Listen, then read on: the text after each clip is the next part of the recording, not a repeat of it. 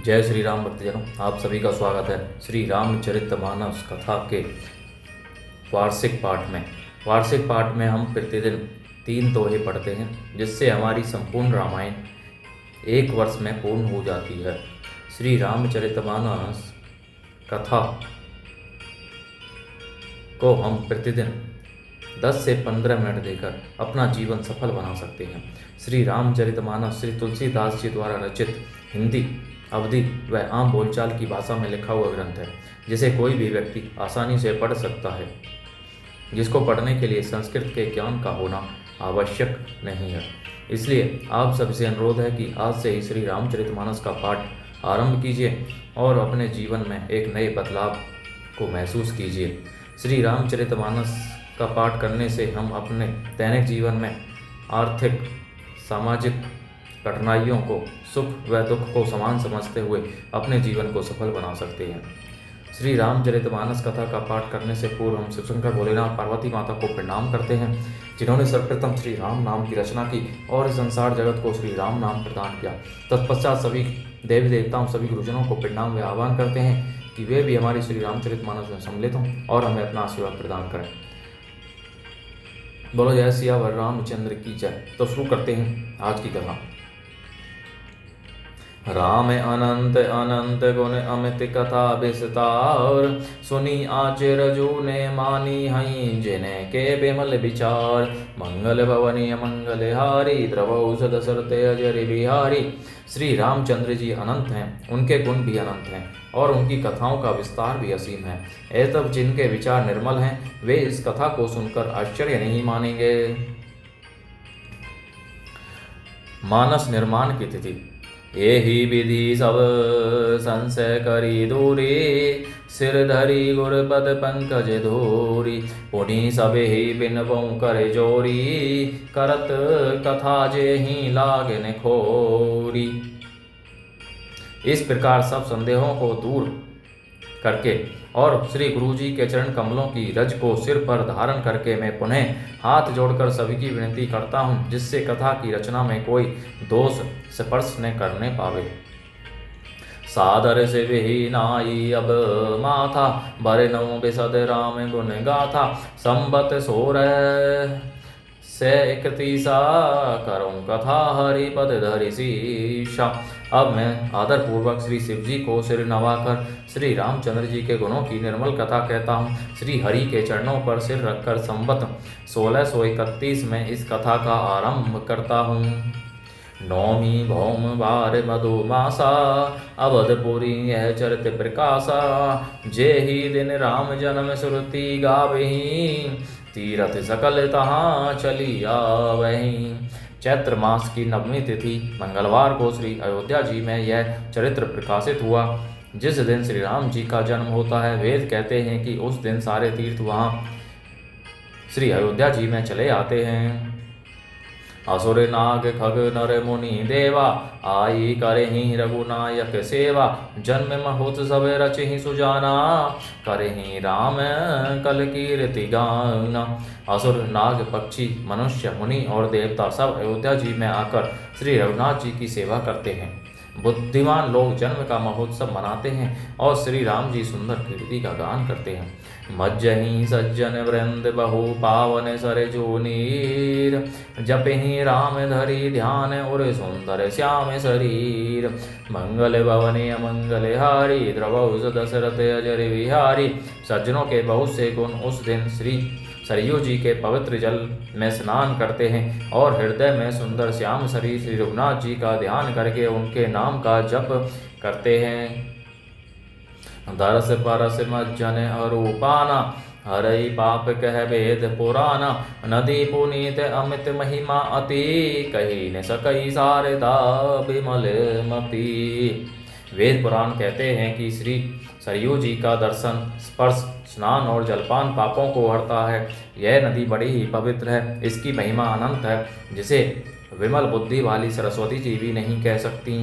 राम धाम दापुरी सुहाविनी, लोक समस्त विदित अति पावनी।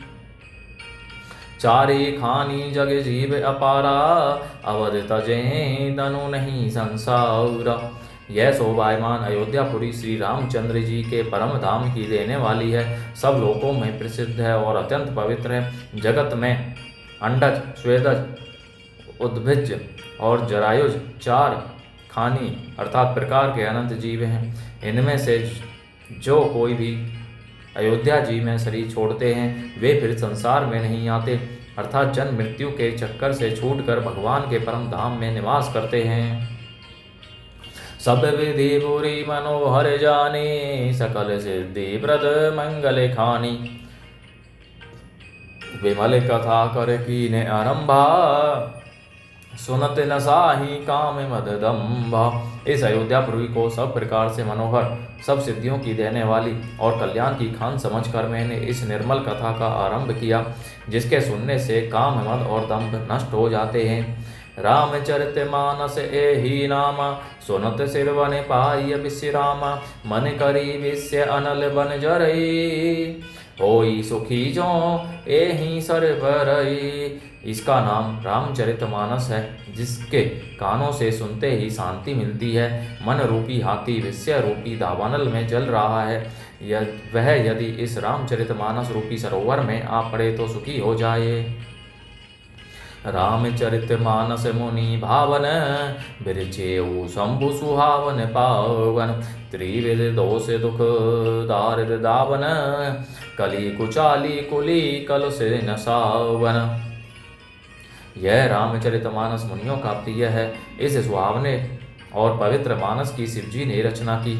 यह तीनों प्रकार के दोषों, दुखों और दरिद्रता को तथा कलियुग की कुचालों और सब पापों का नाश करने वाला है। रची महेश निज मानस राखा, पाई सुसमऊ शिवासन भाषा।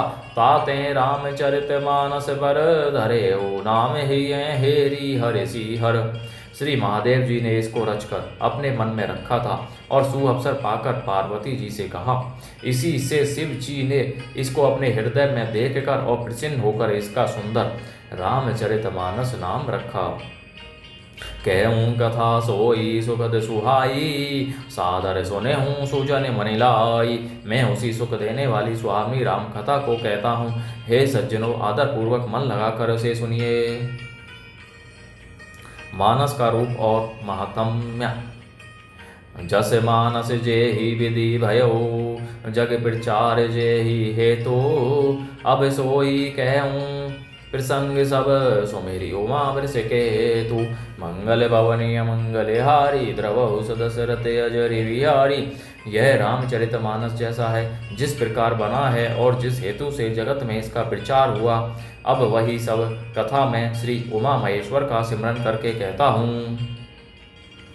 शंभु प्रसाद सुमति ही हुलसी, रामचरितमानस कवि तुलसी। करई मनोहर मति अनुहारी, सुजन सुचित सुनीले हु सुधारी। श्री शिवजी की कृपा से उसके हृदय में सुंदर बुद्धि का विकास हुआ, जिससे यह तुलसीदास श्री रामचरितमानस का कवि हुआ। अपनी बुद्धि के अनुसार तो वह उसे मनोहर ही बनाता है, किंतु फिर भी है सज्जनों, सुंदर चित्त से सुनकर इसे आप सुधार लीजिए। सुमिति भूमि तले हृदय अगाधो, वेद पुराण उदधि घन साधु।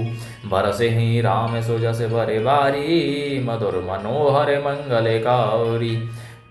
सुंदर अर्थात सात्विक बुद्धि भूमि है, हृदय ही उसमें गहरा स्थान है। वेद पुराण समुद्र हैं और साधु संत मेघ हैं।